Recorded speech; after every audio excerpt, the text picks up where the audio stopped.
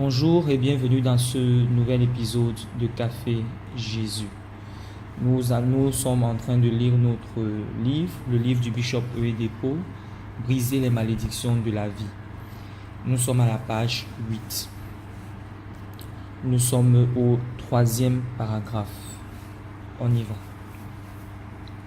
Je lis.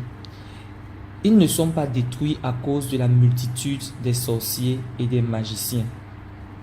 Pour contexte, le Bishop Oyedepo plus tôt nous a lu Osée chapitre 4 verset 6 où il est dit « Mon peuple est détruit parce qu'il lui manque la connaissance ». Et il nous fait remarquer donc ici que le peuple n'est pas détruit à cause de la multitude des sorciers et des magiciens. Ils ne sont pas détruits parce que l'économie est mauvaise. Non.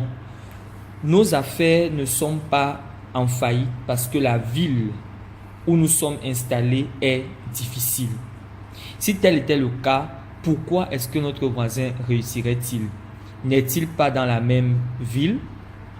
Et c'est une question très intéressante que le bishop nous pose ici, c'est que pour chaque chose dont tu te plains, il suffit que tu regardes autour de toi et tu vas te rendre compte qu'il y a au minimum dans la même contrée où tu te trouves, que ce soit dans le même quartier, ou dans la même ville, ou dans le même pays, tu as au minimum 10 personnes qui ne se plaignent pas de ça.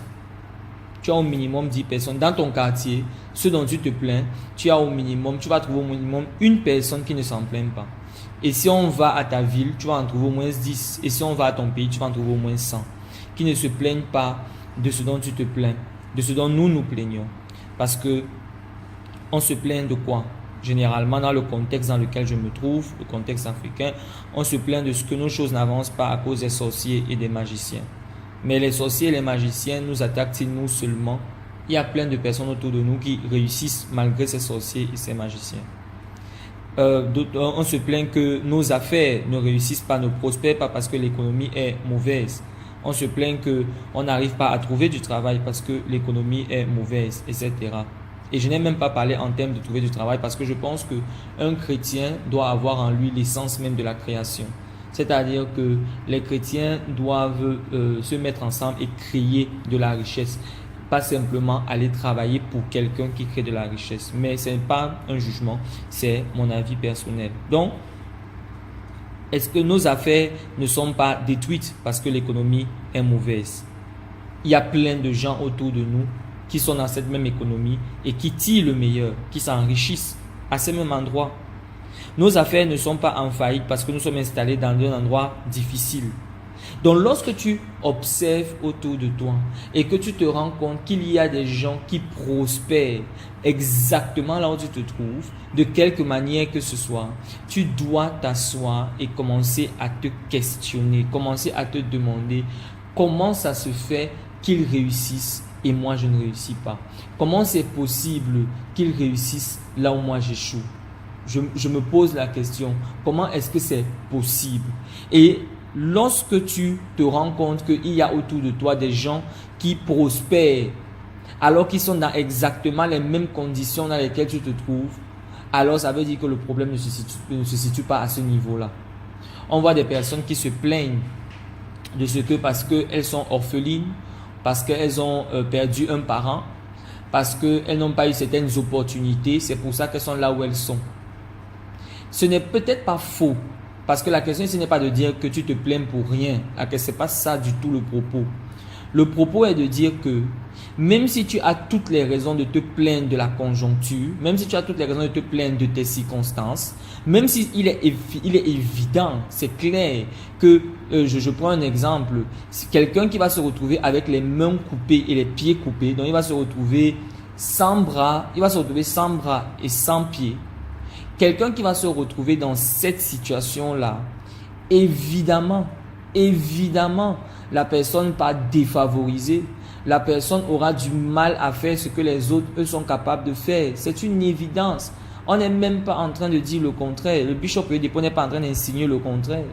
Mais il est en train de dire tout simplement que lorsque tu te retrouves dans cette situation et que tu retournes, tu vas te rendre compte qu'il y a d'autres personnes qui, dans la vie aussi, ont vu leurs 4 membres coupés, leurs 4 membres amputés et qui ont réussi. Il y a ce pasteur Nick Vujicic, je pense que c'est son nom, Nick Vujicic, qui est un pasteur mondialement connu, mais qui n'a ni bras ni jambes. Comment fait-il? Comment fait-il? Je regardais l'autre jour à EMCI TV, je regardais un film où l'on parlait, où c'est l'histoire d'une dame qui a perdu l'usage de ses deux mains. Elle a perdu l'usage de ses deux mains. Elle était condamnée dans un fauteuil roulant toute sa vie à cause d'un accident qu'elle a fait. Mais elle est devenue un peintre, un peintre mondialement connu. Elle savait peindre avant, mais maintenant elle a dû apprendre à peindre avec la bouche. Et elle peignait comme ça avec la bouche et elle a fait des tableaux qui ont été mondialement connus. Elle est devenue une très célèbre artiste.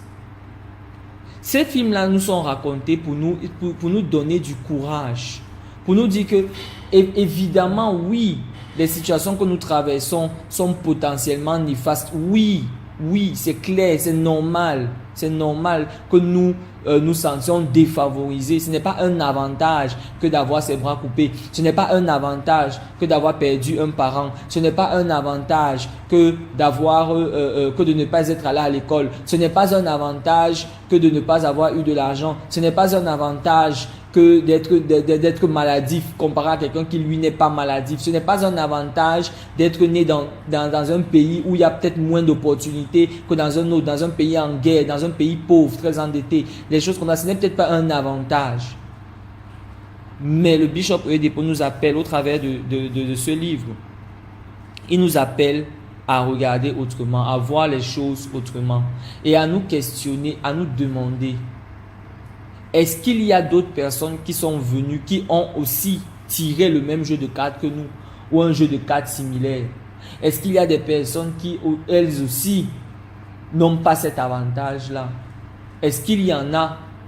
Et si la réponse est oui, alors est-ce que parmi ces personnes qui ont tiré les cartes similaires aux miennes, qui sont désavantagées au même titre que moi, est-ce que parmi ces personnes, il y en a qui ont réussi? Si la réponse est oui, alors ces personnes-là sont un message du Seigneur à nous pour nous dire que c'est possible de réussir malgré les avantages, les désavantages que nous avons. Et c'est une invitation à ne plus se plaindre, mais à commencer à réfléchir autrement. Nous allons nous arrêter là pour aujourd'hui et je t'invite tout simplement, si tu aimes ce contenu, à cliquer sur j'aime, à mettre un petit pouce bleu. Si tu aimes, tu veux plus de contenu comme celui-ci, tu peux t'abonner à la page et cliquer sur la petite horloge, la petite cloche pour pouvoir avoir des notifications régulières. Et si tu penses que d'autres personnes peuvent apprécier d'écouter, d'écouter aussi ce message, je t'invite tout simplement à le partager. On se retrouve demain dans Café Jésus. D'ici là, porte-toi bien.